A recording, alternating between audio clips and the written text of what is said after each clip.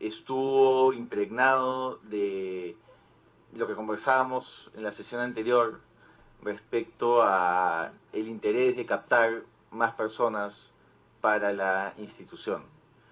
O sea, digamos, viendo hacia atrás, considera que un proceso de discernimiento realmente libre o que tal vez está muy influido por estas ganas de contar con la persona en la organización. Miren, en los últimos años me ha tocado hablar con muchas personas que acaban de salir del instituto o han salido o van a salir y hoy día este, lo que estamos haciendo es, mira, esta es la realidad del sodalicio, esto pasó, tú tienes que, entre comillas, volver a mirar tu propio llamado y decir, bueno, Dios te llama ahora acá en estas circunstancias, sí o no y cuánto, ¿no? Eh, en esos procesos que estamos haciendo actualmente, hay muchas personas que reafirman su estabilidad y vocación y descubren que en el origen de todo estuvo Dios y una auténtica vocación de servicio. Y han habido otros que han descubierto, vuelto a mirar, que probablemente estuvo muy marcado o influenciado este, por el grupo, las amistades, lo que se vivió, este, o de manera inconsciente tratar de eh, huir de alguna inmadurez personal y que encontraron, entre comillas, en el sodalicio un ámbito bueno como para eh, estar cuando nunca, creo yo, debieron estar. Entonces, sí hubo en el pasado procesos de discernimiento inadecuados y ha sido parte de las cosas que nosotros hemos evaluado, en que hemos tratado de pedir los perdones y las ayudas para que casualmente esas personas hoy día se reintegren a una vida civil, ¿no? Por decirlo de alguna forma. Considera que el proceso, esto es una reflexión más general, el proceso de discernimiento para determinar una vocación que va a afectar tanto tu proyecto de vida, debería hacerse tal vez en otra etapa, porque digamos la adolescencia o la adolescencia en muchos casos y el fin de la adolescencia en otros, tal vez es un periodo de demasiada inestabilidad para tomar una decisión tan trascendente. Sí, sin lugar a dudas. Hoy día, digamos, eh, los ingresos de personas muy jóvenes al instituto es algo que desalentamos, ¿no? Y esperamos que las personas puedan por lo menos terminar sus estudios académicos universitarios o el oficio en lo que trabajen para tener la madurez, digamos, personal adecuada, sobre todo en este tiempo donde también pensamos y sentimos que como que las edades también se han corrido, digamos, ¿no? Hoy día la gente toma compromisos definitivos con más edad de los que antes tomaba, ¿no? O sea, antes no era extraño que haya una persona que se case a los 20, hoy día cada vez es más 30 y más tal vez, ¿no? Entonces ha habido un cambio de aproximación, eh, por un lado social, de la misma estructura, digamos, de la propia sociedad y también toma de conciencia en nosotros mismos que una decisión en una época inestable es una decisión que puede ser inestable sin lugar a dudas. Así que hemos desalentado el, la entrada al instituto o a la vida comunitaria de tan joven, ¿no? Solo un elemento para precisar, añadiendo a lo ya dicho, es que si bien el ingreso a la vida comunitaria es un momento muy importante, nuestra comunidad, como en toda congregación, se considera todo el proceso de formación es también un proceso de discernimiento hasta la profesión perpetua. Por eso en un momento mencionó Sandro que la actitud muchas veces era distinta a quien salía después de haber hecho la profesión perpetua a quien salía antes. Hoy en día esa mayor apertura es para todos, pero siempre hubo un poco esa distinción y ese proceso de formación y discernimiento dura más o menos 8 o 9 años, ¿no? Ahora me gustaría entrar al informe del señor Elliot, a casos particulares, porque me interesa poder aterrizar lo que hemos venido conversando en algunos de los casos. El caso de Daniel Murguía, que es un caso que se conoce, digamos, públicamente, ¿no? Es el primero de los casos que sale a la luz. ¿Cómo vivieron el caso de Daniel Murguía en la organización?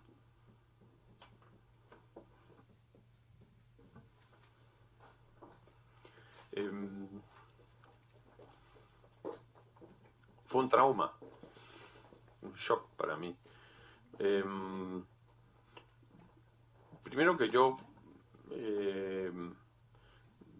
Daniel Murguía es coetáneo a mí, compartí, digamos, la formación inicial con él, y después de la formación inicial no volvimos a coincidir en una misma comunidad durante 20 años o lo que fuese. Entonces los encuentros que tuve con él fueron ocasionales. El último año de su vida comunitaria él estuvo en Chile, donde yo también viví. Entonces, en ese tiempo yo, o sea, uno convive con una persona, digamos, con la que está en la misma casa, y uno nunca puede imaginar, digamos,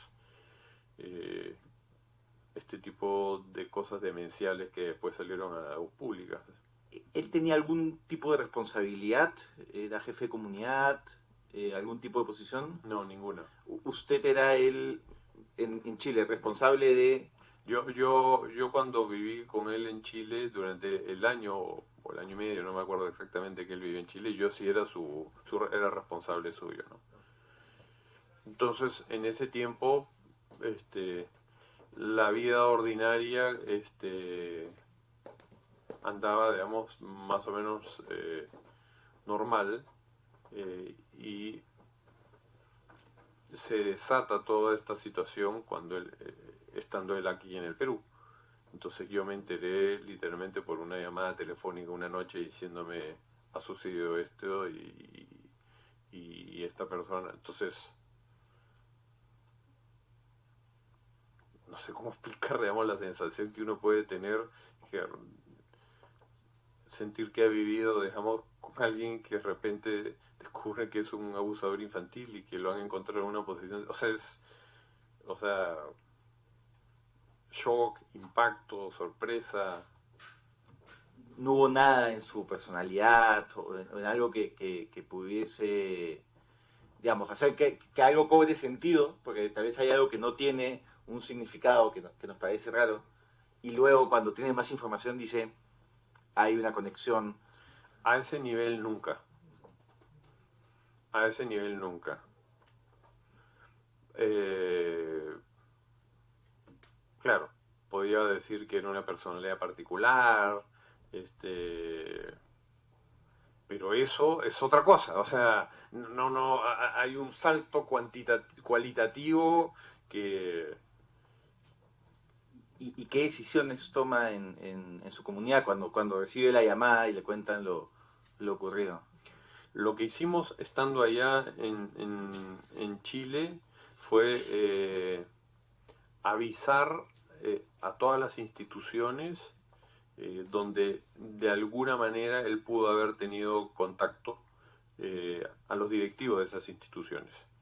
¿Qué instituciones? Colegios. Buscamos a los colegios, es decir, por si acaso queremos... ¿Era el colegio, no, el colegio que tiene en Santiago? No, ese colegio aún no había sido fundado. Eran colegios laicos donde nosotros prestábamos algún tipo de servicio catequético. Entonces, él participó en alguno de estos servicios catequéticos. Entonces, fuimos inmediatamente a las autoridades del colegio a alertarlos de lo que había sucedido para ver si es que había sucedido algo con alguien, ¿no? Nunca recibimos ninguna denuncia de ninguno. Después de eso fuimos a dos de los colegios a decir, por si acaso, quiero informarles que esto sucedió en el Perú, para nosotros ha sido una sorpresa, no teníamos ningún antecedente que pudiese, para nuestro caso, sospechar que estuviese, o sea, que esto podría haber ocurrido si no hubiera tenido ningún tipo de participación ni en esta parroquia, ni en este colegio, ni en esto otro, porque no hubiéramos puesto a riesgo a nadie, ni al propio instituto. Entonces los alertamos y de ahí, después de alertar a las autoridades, fue hablar con las personas con las cuales él tuvo contacto para ver si algo podía haber sucedido, ¿no? Las personas con las cuales él estuvo en contacto reaccionaron con la misma sorpresa que nosotros, del mismo impacto, y hasta el día de hoy no hemos recibido ninguna denuncia, demanda de inconducta durante el tiempo que él estuvo allá. O sea, no, por eso, o sea, así fue por lo menos como yo lo viví, ¿no? Porque yo estuve fuera del Perú y lo que pasó aquí en el Perú lo supe por terceros y punto, no. ¿Y hubo alguna... ¿Cuántas personas había en la comunidad en ese momento, a grosso modo? O sea, en la comunidad en Santiago de Chile teníamos en esa época 2 comunidades y deberíamos vivir entre las 2 casas unas 10 personas. ¿Hubo alguna conversación o Claro. procesamiento colectivo de esto de aquí? Sí, nos sentamos, o sea, porque a mí me llaman como autoridad de la comunidad a decirme esto ha sucedido y nos juntamos, o sea, yo me junté con todos, nos sentamos a informarles. Y entonces, después del shock universal, ¿y cómo así? ¿Por qué? ¿Y en qué circunstancias? O sea, fue... después del impacto inicial, es y un poco de catarsis, pena, sorpresa, decir, bueno, ahora qué hacemos, qué es lo que nos corresponde. Entonces, ya, tú habla a la parroquia tal, le avisa al párroco, tú haga esto, tú lo otro, o sea, ya nos distribuimos las tareas de función, ¿no? O sea, digamos, la tarea de averiguar si es que había habido algún impacto fue asumido comunitariamente o fue una tarea que llevó usted individualmente. Fue asumido comunitariamente, porque muchas de estas, si bien yo era la autoridad de la comunidad en ese momento, no tenía contacto con muchos de los lugares donde él pudo haber colaborado. En el colegio 1 o en el colegio 2 trabajaban, entonces hablaba con el responsable que estaba trabajando en ese colegio, decir, bueno, tú habla con el director, esto, y que se comunique con los chicos que no tienen contacto, habla con el grupo. Así fue como se hizo. Y nadie en la comunidad había tampoco tenido ningún elemento que dijera, oye, ahora que lo mencionan, fue una sorpresa, un shock para todos. Sí, no, o sea, un indicio del cual uno pudo haber como jalado la pitita y que estuviese ahí, mirado retrospectivamente, yo no lo he encontrado. Y las pertenencias de Murguía, la habitación, la computadora y todo eso, ¿fue revisado por ustedes? ¿Fue puesto a disposición de las autoridades? ¿Cómo se manejó? En Chile lo que hicimos es, ya no me acuerdo los lapsos de tiempo, juntar todas sus pertenencias, porque ya no me acuerdo si viajaba un pariente suyo, yo supongo que sí, para recogerlo, o las juntamos en cajas, desde cuadros, fotos, ropa, eso, y lo guardamos en una bodega, y cuando vino la persona que vino se la entregamos toda, ¿no? Eso fue nada más. Hay un testimonio que ha brindado en la comisión el señor Renzo Orbegoso, que señala que el señor Regal lo habría llamado usted y le habría ordenado destruir el contenido de la computadora y que esto habría sido llevado a cabo por algunas personas de la comunidad. ¿Qué opinión o comentario tiene al respecto? Sí. Esa afirmación me llegó por la investigación también de la primera comisión investigadora. Yo sinceramente no lo recuerdo, o sea, no se lo dije a la comisión. Llamé en ese momento a dos personas que vivimos juntos ese proceso. Y yo le dije, oye, ¿tú recuerdas esto? Y esta persona me dijo, no, yo tampoco. Y yo no tengo el recuerdo de que me hayan dado, digamos, esa orden o esa disposición. Lo que sí me acuerdo perfectamente es que revisamos sus cosas como para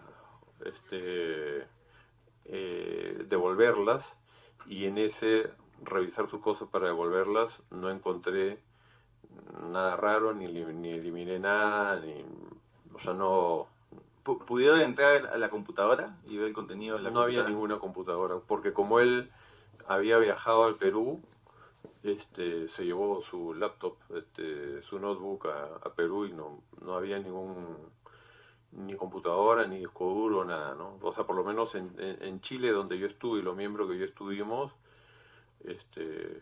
Lo que él tenía en su habitación, en sus pertenencias, era una laptop que se había llevado a Lima en el sí, viaje. sí, en Chile no había dejado, no encontré nada electrónico. Bueno, estamos hablando, ¿qué año es? 2008, ¿no es cierto? 2007. 2007, iPhones, esas cosas no existían todavía, creo que no eran celulares, no había ninguna de esas cosas, ni encontré discos duros externos, ni computadora. Lo que habían eran pertenencias personales, que era desde ropa, objetos, fotos, sus carpetas de análisis médico. O sea, no había nada de eso, nada extraño. Y hasta donde yo me acuerdo, que yo las junté como el objetivo de entregarlas, y evidentemente también dije, a lo mejor voy a encontrarme con algo raro, cosa que no encontré. Si fue porque se lo llevó, no lo sé. Como le digo, yo no recuerdo, digamos, que me hayan dado esa disposición, y otros dos, de los miembros con los cuales yo hablé y viví, dice que tampoco. Yo sé que hay una tercera persona que dice que sí se acuerda que eso se le dijo, que no solo es Renzo Regoso, sino otro más. Pero como le digo, yo ¿Y ha tenido oportunidad de conversar con el señor Regoso o con algunas otras personas señaladas a raíz de esto? Porque, digamos, eso es un elemento que sí podría, imagino, preocuparlo, ¿no? Sí. O sea, con los que vivimos, o sea, en el caso de Renzo, yo no he hablado con él. Con otros miembros que vivimos en ese momento en Chile, sí. Éramos los que pudimos haber estado a cargo de eso, éramos 4 personas, 3 de ellas, incluido yo, no nos acordamos. ¿Podría decir los nombres de las personas? Sí, con las que yo hablé con el señor Gustavo López, con Alexandre Borges y yo, con el que cruzamos información, y ninguno de los otros 3 recuerda, digamos, esa disposición. Sé que José Salazar, que también vivió ahí, él piensa que sí hubo esa disposición. No hubo computadora, es lo que usted recuerda. Sí, en Chile no hubo ninguna computadora. Yo no encontré ninguna computadora, ningún disco duro, nada externo, solo Por lo cuestiones cual no habría nada que destruir, digamos. Por lo menos yo no encontré nada que destruir. Claro, a lo mejor uno podría haber encontrado fotos, o sea, en papel, pero no encontré nada. ¿Y usted ha vuelto a tener algún contacto con Daniel Murguía o Murguía con la organización? No, de manera, o sea, no, yo no he vuelto a tener contacto con él. Digo, me lo he encontrado 2 veces. Se murió un sacerdote miembro del instituto y me lo encontré en el velorio. Murió el padre Armando Nieto y me lo encontré en la misa en la iglesia de Fátima en Miraflores. ¿Lo del padre Neto fue el 2017? Creo que sí. Y lo anterior debe haber sido en... Y también 2017 con una diferencia de meses, ¿no? Porque probablemente, no me acuerdo en qué mes murió el padre Armando, ¿no? Pero fueron en esas dos circunstancias donde yo me tomé con él y claro, diálogo de velorio, o sea, ¿no?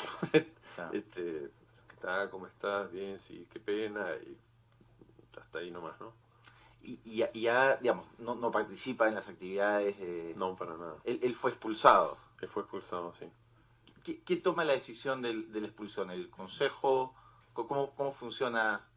Debe haberla tomado, digamos, el superior general habiendo consultado al consejo. Porque es parte de lo que dicen nuestras instituciones, o sea, las constituciones, ¿sí?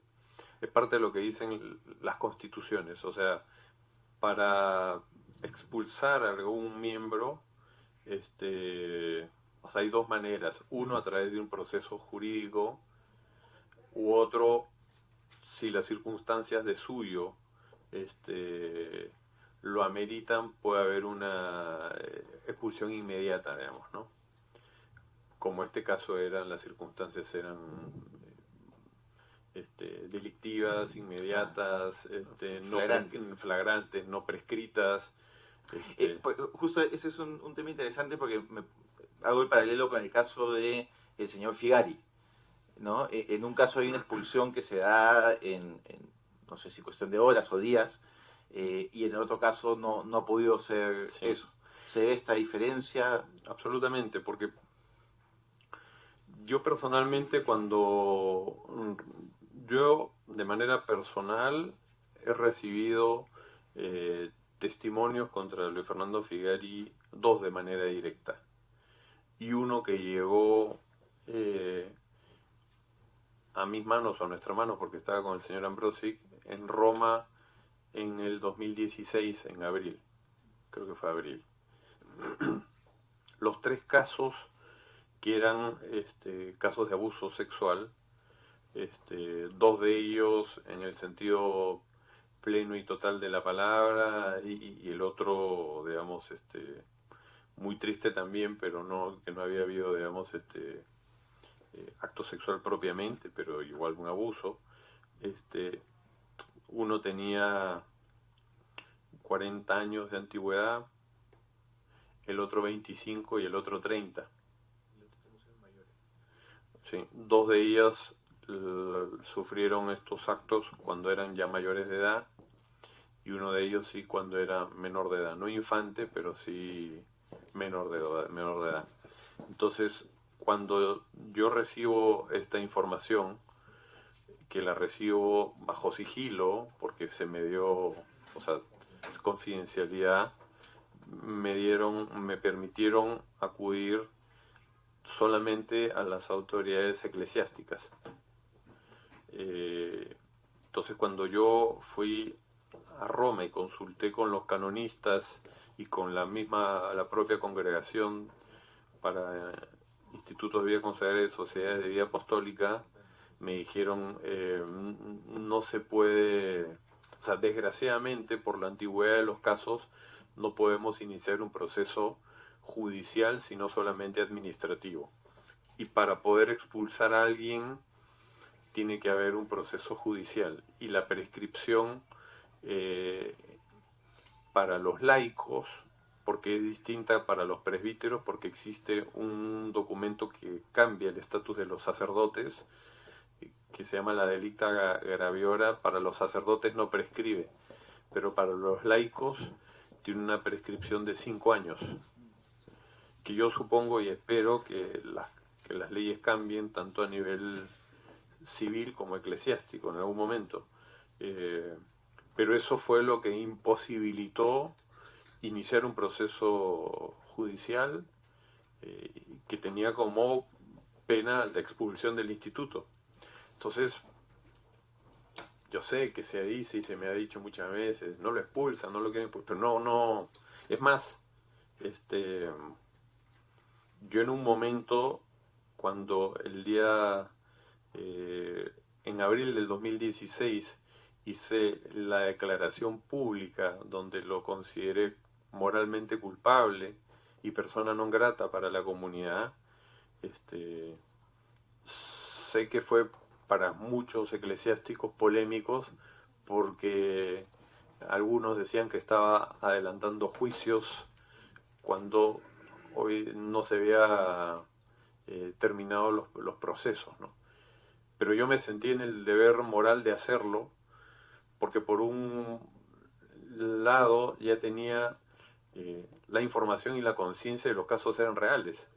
No porque nadie me había entregado pruebas, pero sino que yo tenía 3 casos de personas distintas, no contactadas entre ellas, donde narraban situaciones lamentables, con proceder similar, circunstancias similares, grooming, como dicen los norteamericanos, digamos, con este proceso, digamos, de hecho en el tiempo y que habían terminado, digamos, en un abuso sexual. Entonces, si bien no existían pruebas materiales probatorias,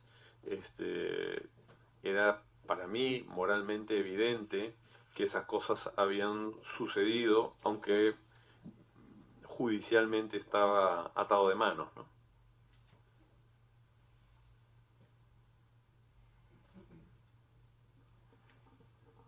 En el caso de Daniel Murguía, él luego en un proceso judicial es exonerado, ¿no? Declarado inocente. ¿Eso no haría que se caiga la expulsión? Él podría haber solicitado su reingreso a la comunidad desde el punto de vista jurídico. Bueno, nunca lo ha solicitado.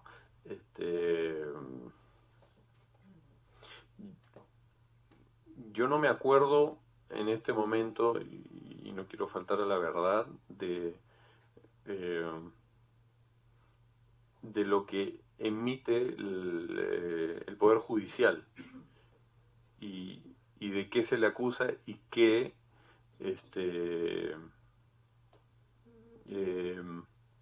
de qué se declara inocente. Pero creo yo que más allá de las razones judiciales había o hubo una situación moral que probablemente más allá de lo judicial civil ameritaba y se mantenía en el tiempo para la expulsión. Pero como te digo, yo no me acuerdo de la resolución judicial. A lo mejor tú sí te acuerdas el detalle, Claudio. Primero aclarar que yo no he tenido ninguna intervención en ese proceso judicial.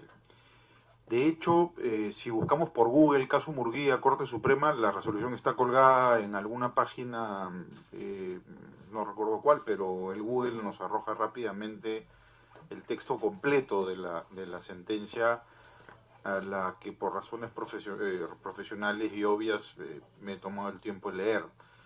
Y básicamente la absolución del señor Murguía se da por un tema técnico. Él, cuando se le denuncia y se le acusa y se le lleva a juicio oral, se lo lleva por el delito de violación de menor de edad. Dice la Corte Suprema, no me consta porque no he tenido acceso a las pruebas, que este delito durante la tramitación de la investigación y del proceso no llega a ser probado y que habían versiones contradictorias del menor, y llega a la conclusión que el supuesto frente al que sí se prueba pero que no fue materia de acusación es de actos contra el pudor, porque lo que habría sucedido era que se le tomaban fotos desnudo a este menor de edad. Entonces la Corte Suprema termina absolviéndolo del cargo de violación y deja en el aire esta otra situación que no fue materia nunca de acusación y por lo tanto no podían condenarlo por esa. Entonces esta situación, más allá de que estamos frente a situaciones de gravedad distinta, hacen igual que la sanción institucional se mantenga vigente, ¿no? O sea, La familia de Daniel Murguía es muy crítica con el sodalicio, ¿no? Tiene frases muy duras sobre el devenir que tuvo él a lo largo del tiempo que termina en esta situación. ¿Qué valoración le puede dar ello y si han tenido algún contacto o han intentado tener algún contacto con la familia? Yo no he tenido ningún contacto con la familia y más allá de algunos videos o testimonios en la web que yo en este momento no recuerdo, de verdad no conozco al detalle las razones por las cuales algunos miembros de la familia culpan probablemente de esta situación al sodalicio. Le mentiría, ¿no? Y no quiero entrar a... No sé si tú lo sabes, pero yo no lo sé.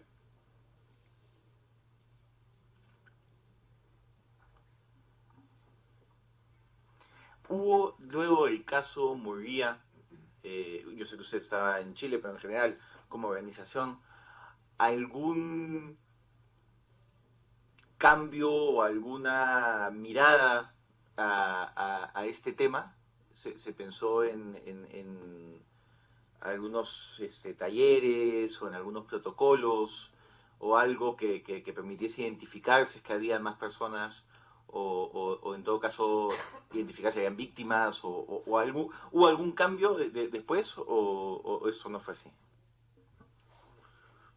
Yo creo que no. O sea, no... Digo, yo creo que en general se vio el caso Murguía como un caso aislado y que tenía que solucionarse y enfrentarse como tal. Y en ese sentido, por lo menos las decisiones tomadas en lo que a mí me competían era frente a ese caso, pero ya desde mi experiencia personal no me puse en ningún momento a pensar si algún otro miembro del instituto con el cual yo vivía pudiese haber tenido algún tipo, digamos, de problemática de ese estilo. Entonces yo creo que no hubo una toma de conciencia institucional de decir, pucha, ¿qué pasó? ¿Habrá algo más? No hubo. Fue un caso aislado que se solucionó o se enfrentó de una manera determinada y más o menos ahí acabó la cosa hasta donde yo sé. ¿Tuvo oportunidad de hablar de este caso con Luis Fernando Figari en alguna oportunidad?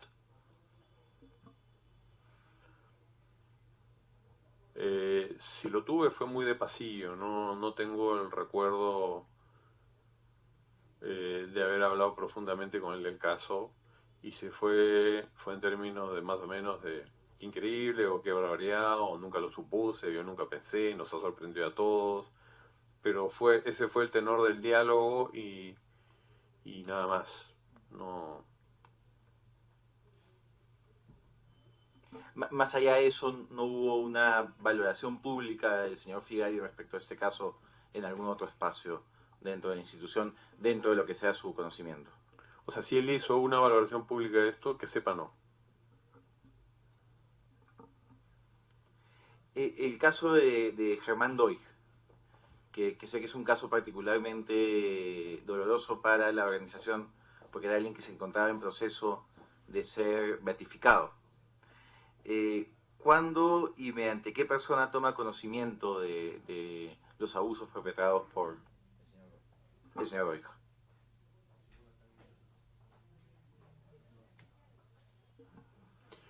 Se hicieron públicos en febrero, fines de enero, febrero creo que del año 2011.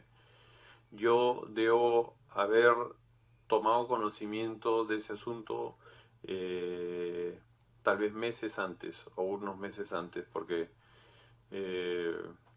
algún miembro del instituto me comentó que había un proceso de investigación y que parece que Germán había tenido inconductas sexuales y que se está investigando, pero fue de manera muy genérica y unos meses antes, no recuerdo, alguien me lo comentó, alguno de estas personas en Chile, como algo que se iba a hacer público pronto, digamos, ¿no? pero fue como yo me enteré, y que también fue absolutamente impactante para mí, ¿no? Porque Germán Doig, claro, yo lo conocí cuando entré al instituto durante 2 años, mientras yo estaba en la etapa inicial de formación. Él fue como consejero espiritual mío. Nunca hubo, digamos, ninguna inconducta o cosa, incluso mirando en retrospectiva, que yo haya dicho esto fue extraño, qué raro. El liderazgo de Germán Doig, la manera de ejercer el liderazgo, ¿era similar a la de Fernando Figari? No, era distinta, ¿no? Germán Doig era un tipo mucho más carismático, escuchaba mucho más, era una persona que integraba propuestas, y que de alguna manera al interior del instituto uno tenía este liderazgo de Figari,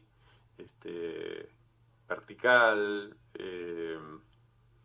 con poca capacidad de escucha, impositivo, y en el caso de Germán era como una autoridad intermedia y que escuchaba, integraba propuestas,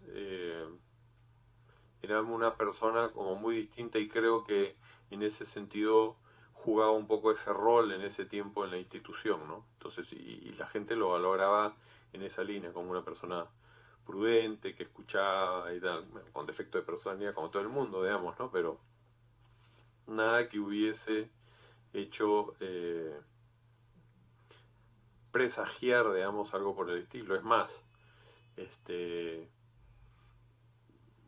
las actitudes de Figari normalmente, cuando uno tenía alguna queja, podía ir donde Germán Doig a decirle, oye, mira, ha pasado esto, y pucha, qué barbaridad, ¿cómo es posible? Yo voy a hablar con él para que esto no se repita. O sea, había un personaje, digamos, con el cual hablar, uno se sentía escuchado, y que normalmente a través de, por intermediación suya, se podían solucionar de manera más razonable las cosas, ¿no?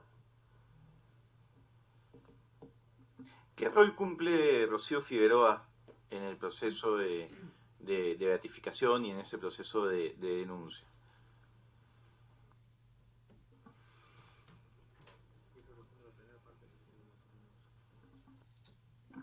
Adelante. A ver, la Iglesia tiene un proceso largo para llegar a proclamar a alguien beato o santo, ¿no? Entonces hay cursos para que, con el que se llama el postulador de la causa, sepa los pasos que tiene que seguir, ¿no?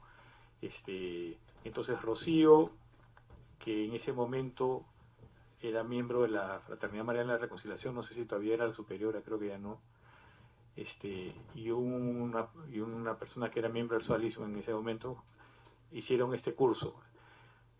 Y en realidad nunca se llegó a introducir la causa propiamente, sino que se detuvo en la fase preparatoria, ¿no? Porque en marco de esa fase preparatoria aparecieron estos hechos, ¿no? Entonces, esa es la parte, con respecto a la primera pregunta, ¿no? Esa es la participación. ¿Qué trabajo específico llegaron a hacer? No lo sé. Sé un poco más del Sodalite, que comenzó a elaborar una biografía o algo así, pero en detalle no. Pero en todo caso, ambos hicieron el curso y comenzaron a trabajar esta fase preparatoria. Y hasta donde tengo entendido, pero de eso tampoco tengo certeza, la primera denuncia que llega a Figari sobre las conductas de Germán Doig viene a través de Rocío Figueroa. Ese es el conocimiento que tengo. Sí, más o menos lo mismo. Yo sé, digamos, desde por los escritos que ha hecho Rocío públicamente, la misma publicación del libro de Pedro Salinas y Paola Ugaz, que ella tuvo un rol muy importante, digamos, en la denuncia contra Luis Fernando, o sea, fue la denuncia contra Germán Doig en el fondo, y que eso terminó siendo el primer precedente que fue como tirando un poco la pichita, digamos, hasta que encontrar, digamos, que esa pequeña información, por decirlo de alguna manera, se convirtió, digamos, en una cadena de acontecimientos que denunciaba algo mucho más grave, ¿no? Yo creo que ella fue fundamental en ese proceso. Los estándares para que alguien llegue a ser beato y santo en la iglesia suelen ser muy altos. Yo recuerdo que estaba en el colegio, yo soy del Colegio Santa María, cuando beatificaron al padre Chaminat, que tenía, digamos, buen tiempo desde el momento en que vivió. No ha sido un proceso necesariamente expeditivo. ¿Cómo nace esta idea dentro de la comunidad y de quién nace y quién la impulsa de considerar que Germán Doig podía ser beato? Yo creo que de Luis Fernando Figueroa, no sé, yo creo que nace de él. Yo creo que nace de él y que en su momento tampoco hubo mucha oposición al interior de la comunidad porque, como le digo, Germán Doig era una persona bien considerada, digamos, al interior del instituto, y que uno, por los elementos externos que veía, por su conducta, tenía la impresión que era una persona medianamente prudente, cristiana, justa, equilibrada en su comportamiento, y que eso fue idea común de los miembros del instituto y que yo creo que en el paso de los años todo el mundo pensaba lo mismo de Germán. Entonces, creo que la idea de iniciar un proceso, hasta donde yo tengo entendido, a nadie le pareció bizarra ni loca, o sea, no... Pero creo, sin lugar a dudas, él fue el gran impulsor, ¿no es cierto? Sí, absolutamente. Con respecto al comentario que hizo antes de que el golpe en general para todos los vinculados al solicium de los hechos de Germán fue grande, no fue tanto por la interrupción de la causa, sino por la idea que tenían de él. Y por esa idea es que yo sí escuché en la época a algunos que les parecía un poco exagerado, o por lo menos un poco precipitado. O que Germán siendo una persona muy virtuosa y todo, pero de ahí a santo, no sé, ¿no? Pero que sí se le tenía como una referencia, no solamente los miembros del instituto, yo me acuerdo desde el testimonio de los vecinos de la casa donde él vivía, hasta, qué sé yo, obispo, pues, entonces sí, era una persona que transmitía eso, ¿no? Entonces... Sin ser un especialista en la materia, hay, creo que como requisito, el comprobar algún milagro de la persona. Entonces, digamos, estoy tratando de entender cómo se llega a ese elemento, porque tengo entendido que incluso hubo estampas de Germán Doig como rumbo a la beatificación, una cuestión así. Entonces estoy tratando de entender, Sí. porque una cosa es una buena persona y una persona Sí. valorada en la comunidad, y otra cosa es Es ya un santo. el camino a santo, ¿no? Sí. Mire, no soy un especialista tampoco, y de lo que yo sé es que hay un proceso que es largo, porque a lo mejor soy injusto en decir los pasos, pero más o menos es así.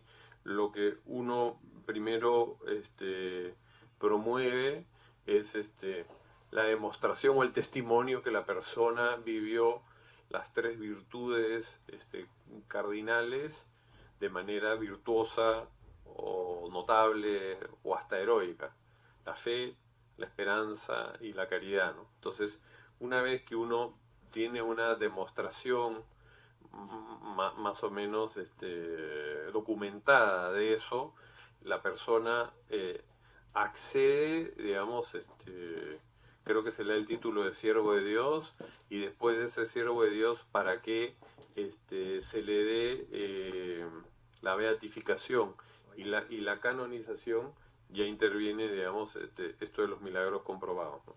Sí, completando un poquito, efectivamente, lo primero es la virtud, ¿no? Y es el siervo de Dios, que es aquel que sirve a Dios, digamos, ¿no? Luego, si se descubre algún grado de heroicidad en eso, se le considera venerable, que es lo que por muchos años se le consideró al padre Chaminade. Yo también estoy usando María, algunos años antes. Ya para la declaración como por venerable quiere decir que se puede tener algún grado de veneración, de reconocimiento de la iglesia, que lo vean como ejemplo. Entonces ya tiene que tener un grado de heroicidad. El beato es el que ya puede tener, se le puede rezar, digamos, pedir su intercesión, y para declararlo beato se necesita por lo menos un milagro comprobado. Es decir, por ejemplo, es una curación, que hay un certificado médico de que no podría haber habido ninguna otra manera que esa persona se curara, a no ser pues por una intervención ya extra científica, digamos, ¿no? Y para ser al amado santo, la única diferencia es que el beato normalmente tiene más un culto local, y el santo pues para la iglesia universal. Entonces, que sean dos milagros, ¿no? Porque el milagro quiere decir que está pues muy cerca de Dios, intercediendo, y en consecuencia uno puede creer que está en el cielo. Entonces, en el caso de Germán Doig, no llegó a ser proclamado ni siquiera siervo de Dios, porque estaba en la fase preparatoria. Esto de las estampitas efectivamente era una manera justamente de pedir su intercesión para ver si por ahí salía algún milagro, ¿no? O sea, y se le pedía a aquel que quisiera que si recibía alguna gracia, pues la enviara a alguna de estas dos personas, justamente que... La señora Rocío Figueroa ha señalado ante la comisión que antes del 2011 le cursó al señor Regal un informe con la identificación de hasta 17 víctimas confirmadas de abusos y otras hipotéticas, donde se encontraba como abusadores los señores el señor Daniel Murguía, Virgilio Levalle, Germán Doig y Luis Fernando Figari. ¿Qué se hizo con esa información y si hubo alguna indagación adicional en ese momento? Este es el 2011. ¿Puedes repetir la información, perdón? Sí, que la señora Rocío Figueroa ha señalado ante la comisión que cursó un informe al señor Eduardo Real señalando que habrían estas víctimas de abusos de las personas señaladas, y si esto generó algún tipo de investigación o pronunciamiento interno, o si tenían conocimiento de ello. Yo no he visto ningún informe en los archivos que he recibido, o de la comisión o de Eduardo Alao, que estén en los archivos de la coalición donde exista un señalamiento sobre estas, 17 víctimas y estas personas. De manera oral sí había escuchado información que fue, que la fuimos recapitulando, y que en base a esa recapitulación y complementado por las investigaciones de las dos comisiones se llegó a las conclusiones que se llegó. Pero si hubo un informe escrito con todos esos señalamientos, yo no lo he encontrado. Yo no sé si tú. Yo participé en el Consejo Superior también cuando Eduardo Real era superior. Ahora, esto es previo a eso, ¿no? Porque Eduardo fue superior. Sí, ok. De lo que yo conocía, el testimonio de Rocío Figueroa hablaba de víctimas de Germán Doig, y en consecuencia eran 3 personas, siendo una de ellas ella misma. Que ella haya dado información sobre esos otros 2 casos, yo por lo menos me estoy enterando en este momento.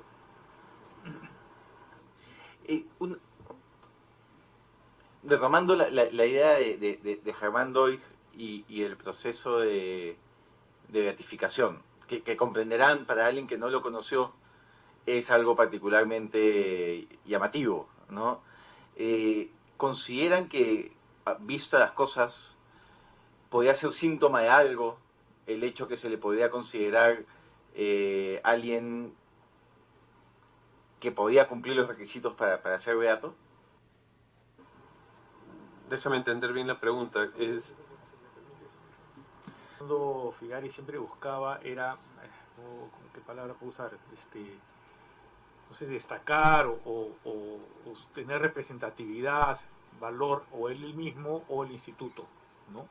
Entonces, tener un santo, pues, ¿no? Entonces yo creo que era muy claro que eso estaba presente, más allá de lo que él haya pensado personalmente de Germán o no. Yo creo que eso estaba muy presente. Que también creo que coadyuvó lo que hablábamos antes, es decir, que para mucha gente era una persona virtuosa, un referente, inclusive tenía mucho aprecio, mucho cariño, dentro y fuera. Él participó en muchos grupos o de trabajo en la iglesia en el Perú, en la Santa Sede, entonces llegaron pues reconocimientos de todos lados, y eso a uno lo hacía decir, bueno, independientemente de las intenciones que pueda tener Luis Fernando, de repente pues, ¿no? Como mencioné antes, a algunos les parecía un poco exagerado o un poco precipitado, o preferían que surgiera más de las bases, digamos, y no ya promovamos esto, pero no era una cosa así que uno dijera un despropósito absoluto, visto ese reconocimiento que ya de fuera. Sobre la pregunta si eso era sintomático de algo, a mi modo de ver, de ese afán, pues, entre destacar, de mostrar fuerza, ¿no? Importancia, que imprimían muchas de sus decisiones finales.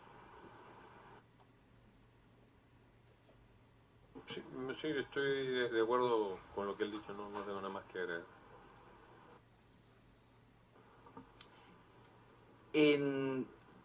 Digamos, dentro del catolicismo y también para efectos canónicos, el carisma del fundador es algo relevante, ¿no? Viendo lo sucedido con el fundador, ¿qué reflexión le genera a ello?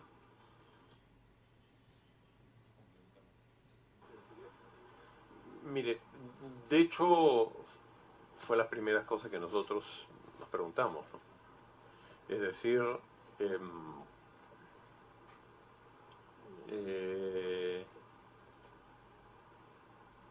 ¿cómo queda el Sodalicium como instituto si el fundador tuvo, digamos, estas inconductas, patologías o como lo llamemos, ¿no?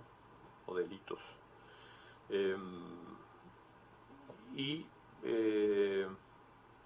Desgraciadamente el caso de Figari no es el único en la iglesia e históricamente han existido muchos, y no solo en el tiempo reciente, sino también en el pasado. Han habido fundadores de institutos hoy día muy renombrados que se alejaron de la vida de la iglesia misma, que traicionaron la fe y que tuvieron otras... Porque eso, la miseria y el pecado humano es algo que siempre nos acompañará hasta el fin de los tiempos, digamos, ¿no? Y eso ocurrió para todos. Entonces, la iglesia tiene una reflexión a dos niveles, que es Dios tiene distintas maneras de intervenir en la historia humana. Una, evidentemente, y la más común, es a través de los hombres. Y esa intervención a través de los hombres, en algunos casos, cuenta con la virtud del ser humano o no. Entonces, no es raro pensar que exista una gracia que se pueda haber recibido a través de una persona como iniciador de un movimiento, pero que es muy distinta a que esa persona, por su vida y los conocimientos que hoy día tenemos de él, que se convierta en referente del instituto. Entonces, en ese sentido, Luis Fernando ocupa un cargo como iniciador y coadyuvador de una serie de cosas que no solo eran propias, sino de otras personas, y que tuvo un espacio o una importancia histórica, pero que sin lugar a dudas él se distanció del propio carisma o inquietud que los miembros de ese instituto querían vivir y seguir. No sé si fui claro, a lo mejor tú puedes complementar, Fernando. A ver, respondiendo puntualmente a la pregunta si eso nos suscitó alguna reflexión, por supuesto. Y yo diría, en cierta forma, incipiente, antes inclusive del descubrimiento de estos hechos, porque por lo que ya hemos relatado, por el mismo carácter a veces autoritario, qué sé yo, pues no era un modelo, digamos, ¿no? Como uno puede decir, pues, San Ignacio para los jesuitas, ¿no? Para nosotros era claro que, inclusive con esa admiración y todo por el cargo, el lugar que ocupaba, y bueno, algunas de las cosas, una persona inteligente, tenía unas reflexiones interesantes, pero modelo de vida nunca lo consideramos, digamos, ¿no? Pero ya después de esto mucho más, entonces, ¿qué hicimos? Pues leer y consultar, ¿no? Porque como explicaba Sandro, efectivamente, por problemáticas que ha habido de las más diversas, es un tema que le he ido profundizando recientemente, ¿no? Esto que explicaba antes del Vaticano II y tal. Una de las personas que más se ha especializado en eso, que tiene cosas escritas y ha acompañado muchas congregaciones, ha acompañado también a los Legionarios de Cristo, por ejemplo, es este sacerdote Gianfranco Ghirlanda que mencionábamos el otro día, que nos ha dado muchas luces desde la teología, que entra más o menos desde lo que menciona Sandro. No sé, me imagino que no sea interés de la comisión entrar en el detalle más teológico, pero para entenderlo, pero pienso que la reflexión nuestra va, por un lado, desde el lado de la teología para tratar de comprender, pero comprender qué, ¿no? Y el otro lado, la otra coordenada, digamos, es el de la vida, el de la realidad, un poco como comenzó esta reunión, ¿no? Más allá de todos estos defectos, pecados, fallas, después personas que han estado en la dirección y que de distinta manera pues todos tenemos, no solamente hay diversidad de iniciativas, sino es el testimonio de la gente, lo que la gente nos dice, o cómo la gente vive, cómo ellos mismos comienzan a participar, a ayudar a otros, en fin. Entonces uno dice, acá hay algo que si fuera simplemente una obra de las personas. El otro día presentamos, en este momento somos 156, para sustentar de alguna manera todo eso, claro, con la participación de muchas otras personas. Pero igual, si fuera empresa, por lo menos es la reflexión nuestra, ¿no? Si fuera una empresa solamente humana, no, yo creo que no se explica, ¿no? Entonces eso sí nos refuerza en la convicción de que, bueno, a pesar de nuestras fragilidades, Dios nos llama, Dios nos quiere acá, Dios nos quiere trabajando, haciendo el bien, nos ayuda. Ese es el carisma, ¿no? Y que no viene pues como por un tubo solamente a través de una persona, sino que cada uno tiene un aporte. Claro, el del iniciador es pues iniciar, pero el desarrollo de estas cosas y las impostaciones, cuando nosotros hemos ido saliendo a algunos otros lugares y culturas, eso ha enriquecido mucho, ¿no? Al comienzo pues era mucho más clara una impronta, vamos a decir así, limeña, digamos, y después se ha ido diversificando. Todo eso también es parte del carisma, no es solamente un... Digamos, en la función que cumple el día de hoy, ¿han pensado en una posibilidad de una suerte como de refundación? Hago la pregunta porque, digamos, cuando un partido político, si el líder fundador cumple un rol, no decir mitológico, ¿no? Pero sí de narrativa, al igual que en otros espacios, en las mismas congregaciones religiosas. San Ignacio es un ejemplo, Chaminá es otro, además que todos los salones de clase en el Santa María tienen una foto del fundador, y es algo que ustedes no van a poder tener en las generaciones a venir.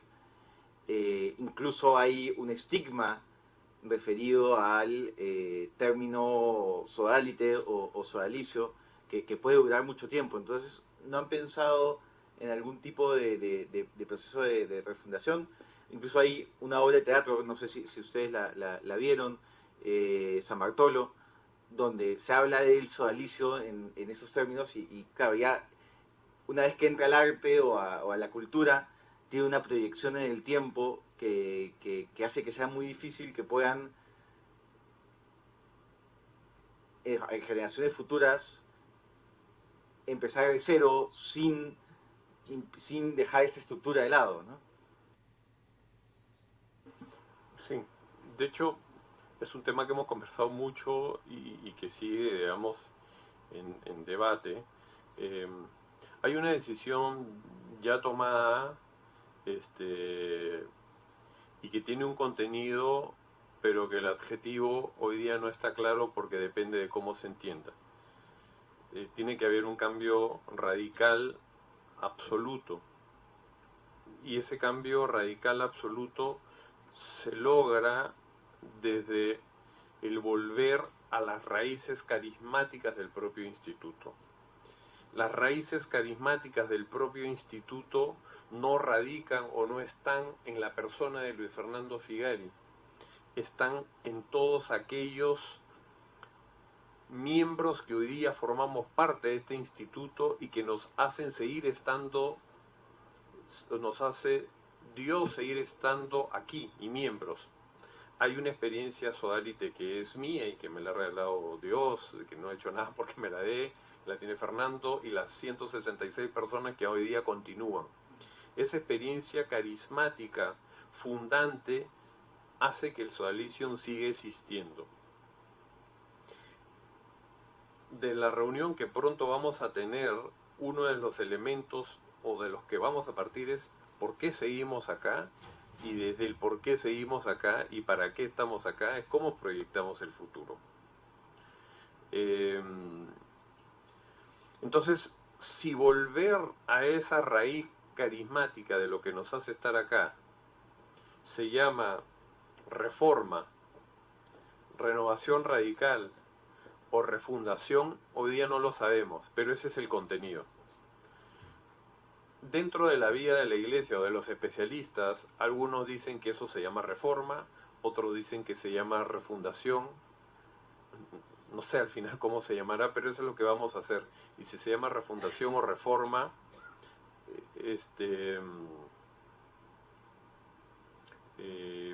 creo que es algo que el tiempo lo dirá, pero que la decisión por hacerla está. Está claro que cargamos con un pasivo, por decirlo de alguna manera, que es esta historia nuestra reciente y la figura del iniciador o del fundador histórico que es Figari.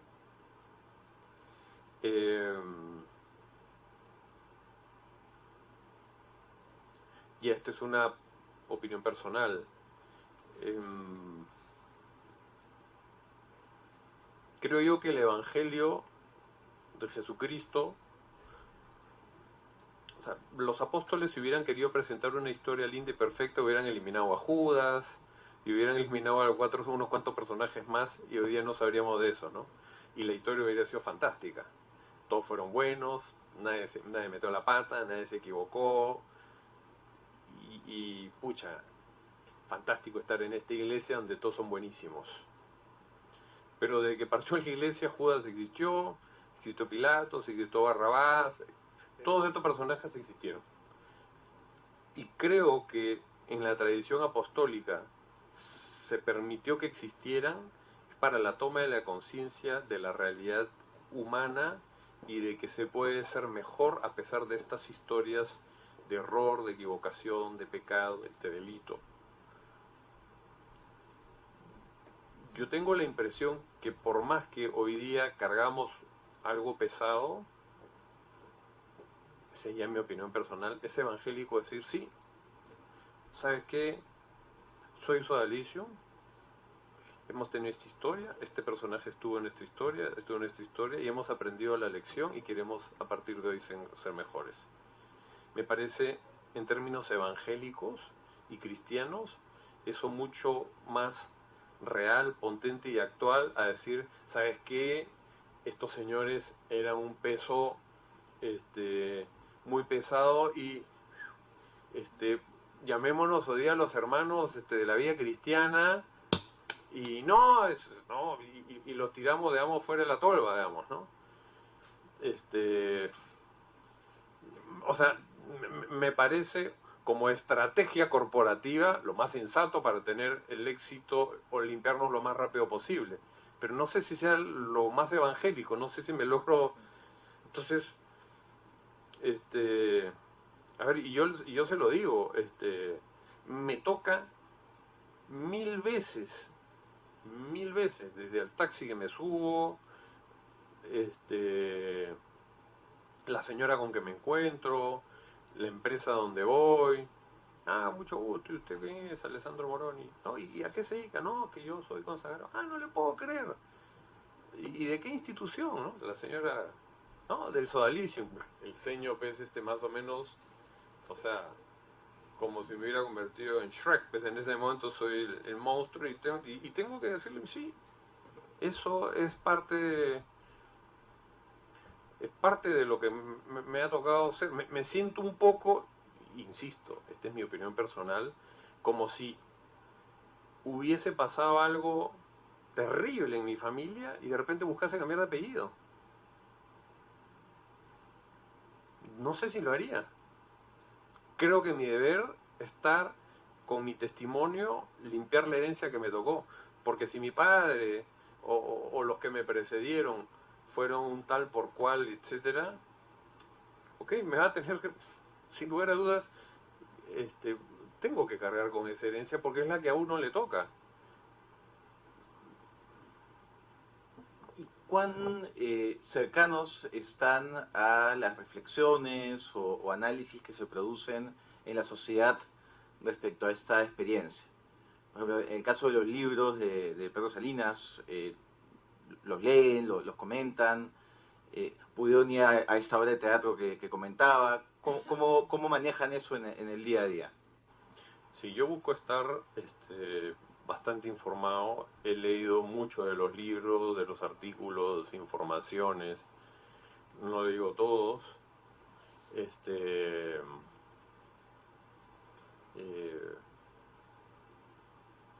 y porque y probablemente en muchos de estos desgraciadamente en muchas de estas cosas públicas no he participado, incluso para tratar de evitar la polémica o el mal rato a alguien o el insulto o la situación. O sea, yo no sé si me hubiera sentado en primera fila en estas obras, tomates probablemente me hubieran caído, no lo sé. Y por qué causarle mal rato, o sea, a mí y ajeno. Entonces me pareció prudente, o sea, sé de qué se trató, he visto videos, he leído, y me parece durísimo, y como lo he dicho, quisiéramos integrar todo lo que se dice y tratar de entresacar todo lo que sea de provecho para el propio instituto, porque hoy soy consciente que haber sido un instituto cerrado sobre sí mismo causó un daño terrible, terrible. Como que cerremos la puerta acá y apaguemos el aire acondicionado, el aire se empieza a viciar, y eso nos pasó. Nos miramos hacia nosotros mismos y eso causó un daño muy grande. Entonces, con lo doloroso que sea, muchas de estas publicaciones, culturas y demás, creo que nos hacen bien y hay que discernir y hay que integrar. Digo, sigue siendo doloroso, porque ya hay más allá de las verdades o de los matices, hay una narrativa instaurada, digamos, y es doloroso, ¿no?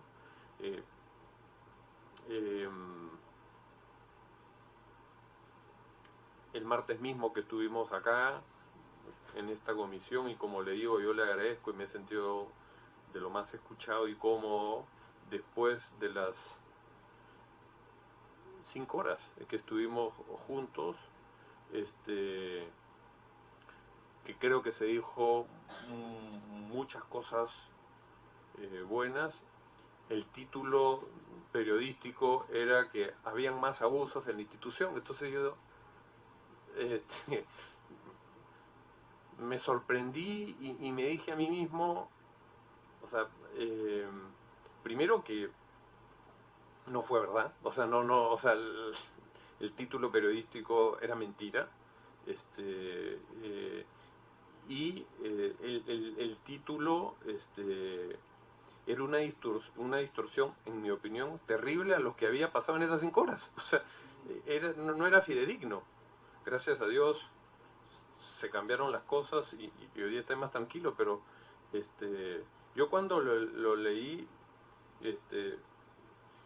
la primera sensación, vuelvo a decir, o sea, uno dice, pucha, uno sale a querer decir la verdad, y entonces, ¿uno qué tiene que hacer para que las cosas, digamos, a uno le crean que tiene un interés real de redención. O sea, si cuando reconoces y dices, pucha, ayúdenme, quiero cambiar, y te siguen pateando, entonces tú dices, ¿qué hacemos? Si me permite precisión, es importante señalar que esa nota de prensa no salió de la comisión. Eso fue manejado por el equipo de prensa autónomo del Congreso, que creo que se lo han explicado a detalle. Y lo que nosotros procedimos a hacer como comisión es pedir que se retire esa nota, y si algún medio de comunicación nos pidió información al respecto, poner las cosas en su contexto, que es lo que explica, por ejemplo, la nota hoy día en el diario El Comercio. Tenemos como política en la comisión evitar generar mucha información hacia afuera del proceso, sobre todo cuando está en marcha, porque entendemos que es un proceso sensible, y lo que queremos generar justamente es la confianza de que cada uno puede decir su verdad con la intención de llegar a la verdad y tener la mirada más amplia e integral posible. No, y le agradezco de verdad, señor congresista, porque creo que cosas así alientan una vez más a la colaboración, a la transparencia, a que podamos hacer de esta experiencia, que ha sido terrible, espantosa, negativa, un aporte para la sociedad, y que puedan haber cambios en muchas instituciones que puedan tener cosas análogas a las que nosotros hemos sufrido, ¿no? Quisiera tocar el caso, continuando con algunos casos señalados por el informe del señor Elliott, el caso de Jeffrey Daniels. En este informe lo califica como el caso más grave de abusos en el sodalicio. Señala que habría abusado por lo menos de 12 jóvenes. ¿Nos puede dar luces sobre ese caso? ¿Usted conoció directamente a esta persona? ¿Cómo se procesó este caso al interior de la organización? Sí, yo creo que ese caso es un caso sintomático de una mentalidad, otro tiempo, y de cosas que no deberían ocurrir. Yo lo conocí a Jeffrey Daniels, sí, era menor que yo y nunca viví con él, no coincidimos nunca en ninguna comunidad. Sí coincidimos en actividades y vida, digamos, sodalite común de la época, pero no lo conocí. Yo me enteré de toda la información, o parte de la información, relativa a él recién cuando yo asumí como superior general. No recuerdo ya exactamente si por informes que leí y que se encontraban, digamos, en los archivos, o por las informaciones periodísticas que empezaron a salir ya desde fines del 2012 o del 2013. Le mentiría si... Lo que yo supe en su momento es que Jeffrey Daniels, que era un tipo de personalidad exuberante, hablador, simpático, carismático, de repente algo ocurrió sin que nadie supiese qué, e inició una vida de retiro, por decirlo de alguna manera, así entre comillas, pero más enclaustramiento que otra cosa, y que duró 2 años, 3 años, creo que 3 años. Por cómo era la cultura del momento y de lo que el sodalicio pensaba, nosotros dijimos literalmente, algo habrá pasado, y eso refleja un poco la idiotez, digamos, porque yo sé que hay cosas que son de fuero interno y uno no tiene por qué saberlas, pero ya la idiotez completa, digamos, de que alguien viva casi que enclaustrado, como si fuese el hombre de la máscara de hierro, Jean Valjean, digamos, terminado siendo bizarro, y fue así. Él vivía, digamos, en la casa del centro de formación y estaba recluido en una parte y creo que salía de ese lugar y iba a las misas dominicales del pueblo y regresaba, comía solo, desayunaba solo, almorzaba solo, ¿no?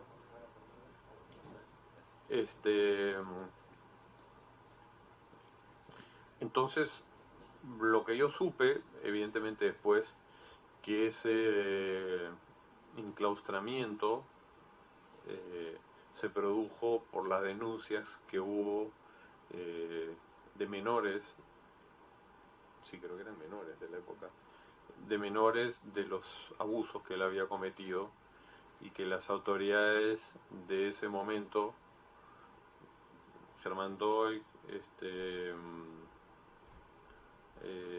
Luis Fernando Figari y el superior regional del Perú que estaba coordinando, ejecutando la DODA, que era Germán Mackenzie, decidieron literalmente recluirlo, ¿no? Y más allá de la reclusión, mucho más que eso no se hizo. Alguna evaluación psicológica, psiquiátrica, se habló con algún padre de familia y nada más. Entonces, hoy día descubrimos que eso es un caso icónico, lamentable y que se debió proceder pues, de otra manera, ¿no? Cuando usted asume como superior general, ¿recibe entre la documentación alguna información sobre el caso Daniels?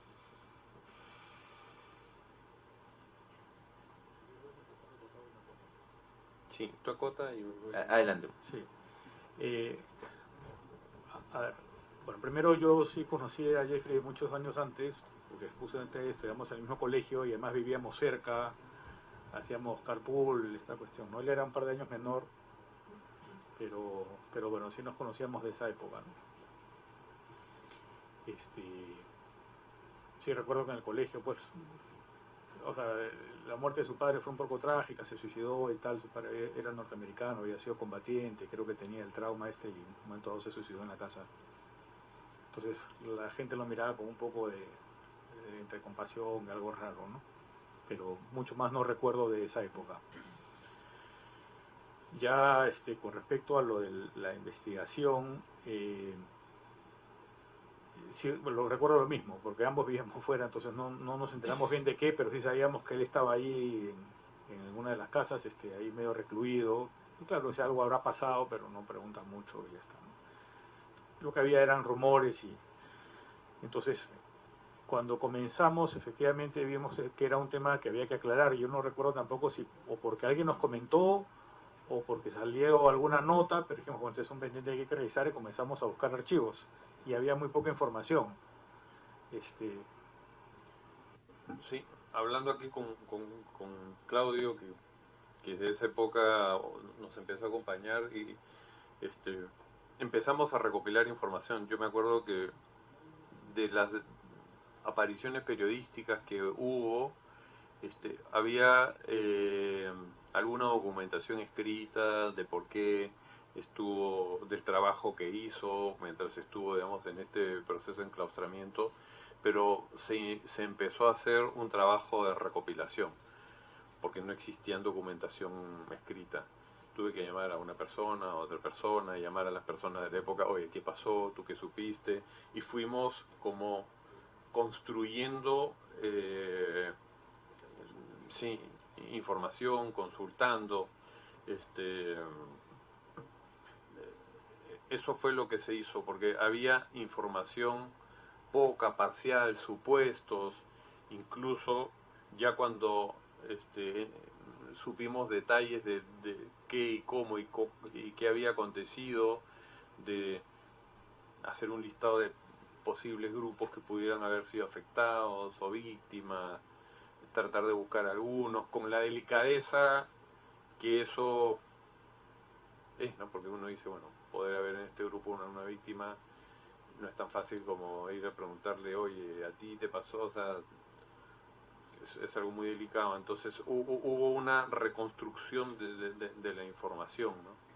Y que fue parte de la conciencia de lo vivido, de lo sucedido, de lo abusado, de lo delictivo y de lo que no volvería a volver a pasar, ¿no?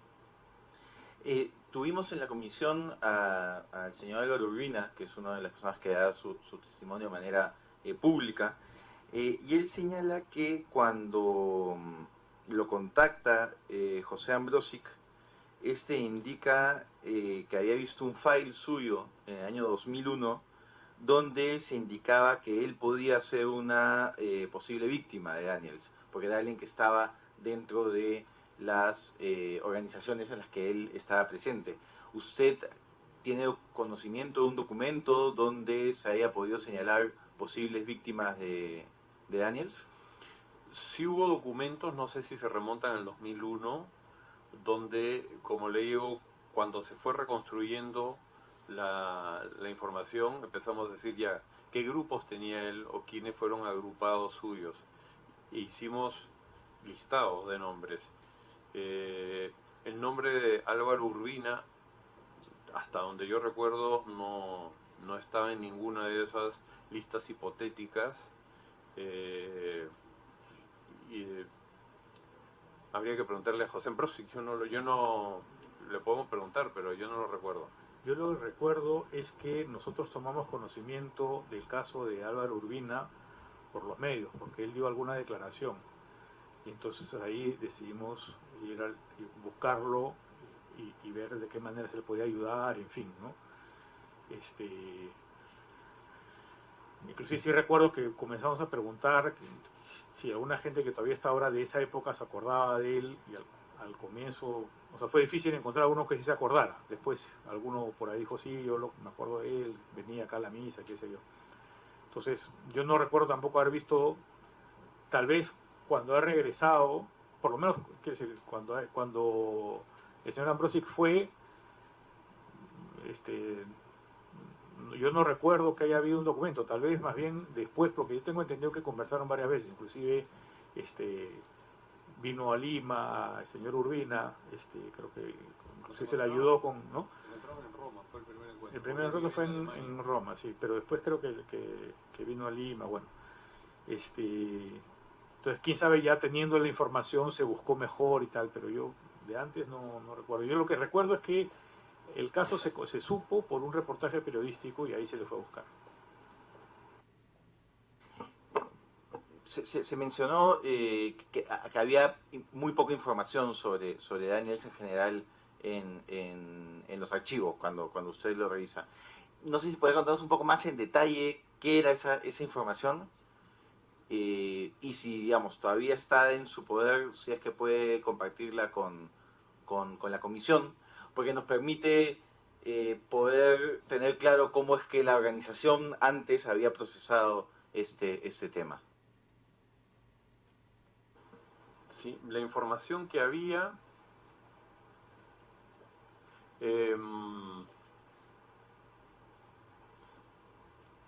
había una evaluación psiquiátrica, había una evaluación psicológica posteriores, digamos, a estos acontecimientos, ¿no? En el tiempo sería mientras estaba recluido en San Bartolo. Sí. Hay una evaluación psiquiátrica, hay una evaluación psicológica, habían muchos documentos de las cosas que se les pidieron que haga, porque se les pidió que lea libros, trabajos espirituales, cosas de ese tipo, y los trabajos y las cosas que él hizo en ese tiempo.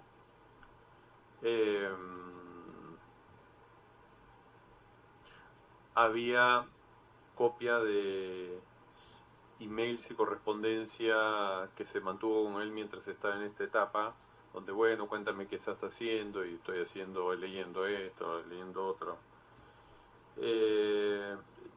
Durante el periodo en San Bartolo. Sí.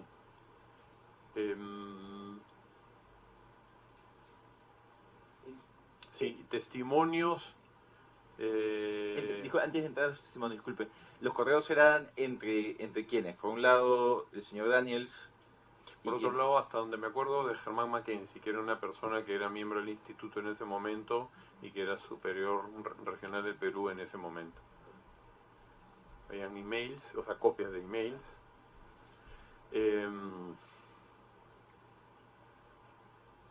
Habían sí informes, porque estamos hablando de archivos reservados, ¿no? Sí habían informes de los testimonios iniciales que permitieron, o sea, donde se hacía una reseña, donde se le encara, digamos, a Jeffrey Daniels. Mengano dice que has hecho estas cosas y él dice sí, efectivamente la hizo.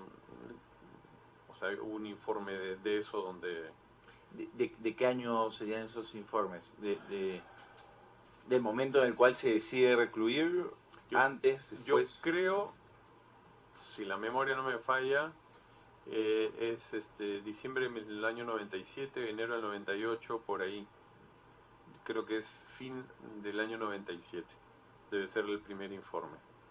Y antes de usted, ¿quién pudo tener acceso a esta información, a esta documentación? Esa documentación, en toda congregación religiosa,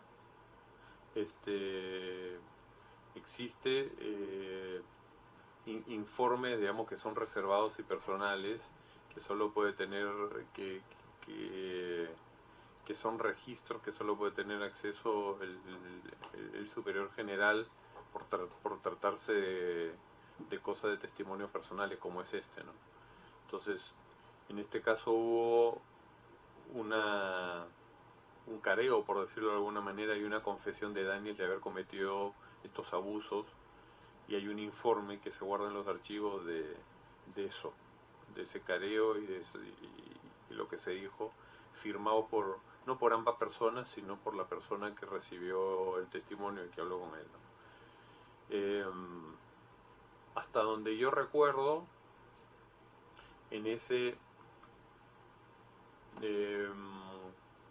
careo inicial con Daniels, creo que él confiesa haber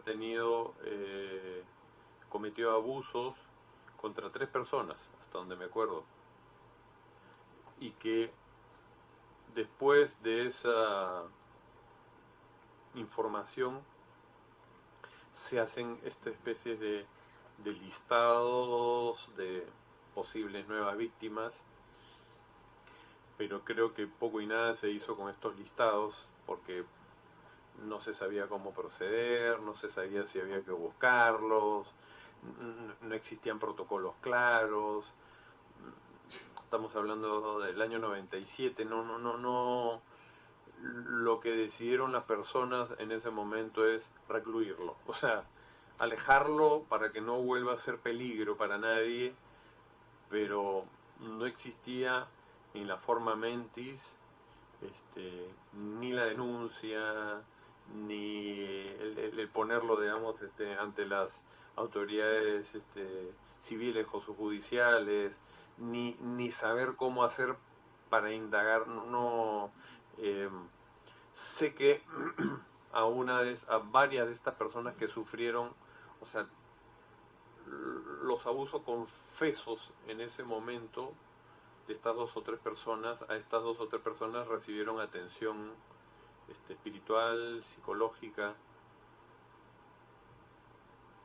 psiquiátrica, no me acuerdo, pero espiritual y psicológica, hasta donde me acuerdo, sí, y un acompañamiento que duró probablemente en algunos casos varios años, que se ha retomado después, también después de todos estos acontecimientos.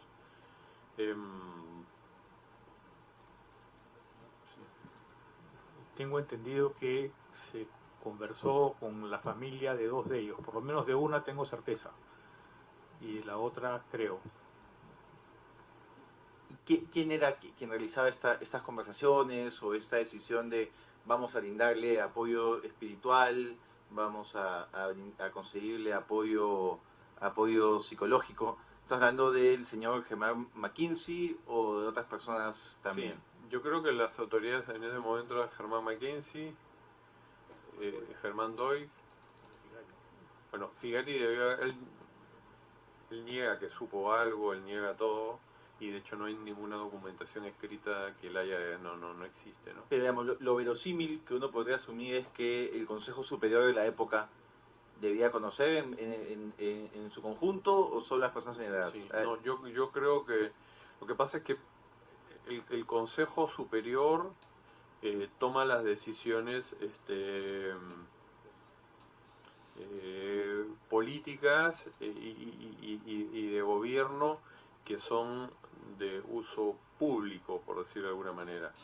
Si yo como autoridad del Sodalicium recibo la denuncia de un abuso, tengo que mantenerlo con la discreción en acuerdo con la víctima, decirle, ok, tengo que procesar esta información y tengo que actuar judicial y eclesialmente de esta manera, te pido tu autorización para hablar con esta persona, con esta persona y con esta persona. Estamos hablando de mayores de edad, ¿no? Si es menor de edad el protocolo es totalmente distinto, pero si es un mayor de edad, necesito saber información. Entonces yo no sé cuánto del Consejo Superior de la época sabía de esa información, cuánto, quiénes y cómo, no lo tengo claro, ¿no? Luego el señor McKinsey, ¿quién ocupa este puesto superior regional del Perú? El señor Erwin Choi. ¿De qué año a qué año? A grosso modo, ¿no? A partir del 2007, si mal no recuerdo, porque hasta el 2000, en la asamblea del 2006, Germán Mackenzie todavía participa y fines de 2006. A partir de 2007 es superior regional Erwin Choi hasta el 2010, porque después hasta sí, el 2010 incluido. Y luego el 2010... Quien asume de regional del Perú, asume Rafael Ismoes del 2010 hasta el 2014. Del 2011 al 2014, sí. Y el 2014 en adelante... Fernando Vidal. Esta información, esta documentación, ¿estaba a disposición del superior general o estaba a disposición, digamos, en qué oficina? En la del superior general. En la del superior general. En la regional no sé si habría cosas, todo era en la oficina del superior general. Señor Vidal, cuando usted asume, ¿hay algún tipo de entrega formal del cargo? Alguien que dice, bueno, digamos, este es su escritorio, pero también acá hay esta documentación, hay esta información que es sensible. ¿Cómo funcionan esos procesos de transferencia? A ver, bueno, evidentemente me transfirieron todos los archivos, no los revisé junto con Rafael, pero sí tuve por lo menos 2 reuniones más o menos largas, sobre todo sobre las cosas que están en marcha, sistemas a los cuales estar más atento, ¿no? Armar, digamos, la agenda que venía llevando adelante me la traspasó, más o menos, ese fue el... ¿Salió el caso Daniels en esa transferencia? No, era nada. No se mencionó en ningún momento. Yo ni siquiera les sabría decir honestamente si Rafael estaba al tanto en ese momento del caso, o, bueno, hoy día sí por las cosas públicas, ¿no? Pero porque eso se manejaba siempre en el nivel general del gobierno, ¿no? Y de una manera además restringida por ser un caso de fuero interno. Entonces, ¿sería posible revisar ese file original por parte de la comisión? ¿Podría ser de una manera reservada para no tener que ser enviado? Mire, le ofrezco revisar varias documentación. Lo que pasa es que se mencionan nombres de personas que fueron afectadas, que yo no sé si ellos quisieran Tal vez podríamos encontrar una manera de revisarlo protegiendo las identidades, siguiendo los estándares internacionales, ¿no? Que es el bloquear el nombre y tal, porque sí nos interesa poder evaluar con qué información contó en el momento, ¿no? Porque claramente no hubo una transferencia, o aparentemente no hubo una transferencia de información, pero sí puede ser muy útil para ayudar a esclarecer este caso de lo que ocurrió en los 90. Sí, podemos preparar eso y le hacemos llegar la información. Le agradezco. Hay una cosa muy difícil de procesar en este caso, y quiero saber la sensación que ustedes tienen, que es hoy día el señor Daniels se encuentra en Antioch, tiene hijos de edades similares